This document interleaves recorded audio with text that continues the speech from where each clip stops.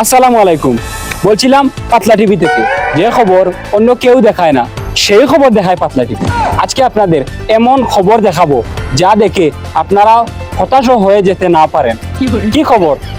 একজন ব্যক্তি এমন মিথ্যা কথা বলে, তার মহা মিথ্যা কথা শুনতে আমি সেই সুদূর ঢাকা থেকে, সেই 5000 কিলোমিটার দূরে থেকে, সেই আমার বিখ্যাত আমানিপুর পার্কে চলে এসেছি তার মিথ্যা কথা শোনার জন্য। চলেন তার মিথ্যা কথা কেমন হয় তা জেনে আসি। গাইস, আমরা কিন্তু সেই মহান মিথ্যাবাদী ব্যক্তিকে পেয়ে গেছি। ইতিমধ্যে তাকে আমরা ক্যামেরার সামনে নিয়ে আসবো। এই যে সেই মহান ব্যক্তি। আচ্ছা ভাই, আপনি কি মিথ্যা কথা বলেন? না ভাই, কিন্তু এটা আজকের আমার প্রথম মিথ্যা কথা। তা দিনে আপনি কয়বার মিথ্যা কথা বলেন? তা তো গুনে রাখি না, কিন্তু সত্যি বলতে সময় লাগে। তা আপনার জীবনের সব থেকে বড় মিথ্যা কথা কি ছিল?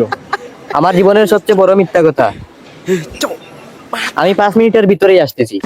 তা আপনার কথাগুলা মানুষ কি বিশ্বাস করে? প্রথম করতো, এখন অভ্যাস হয়ে গেছে।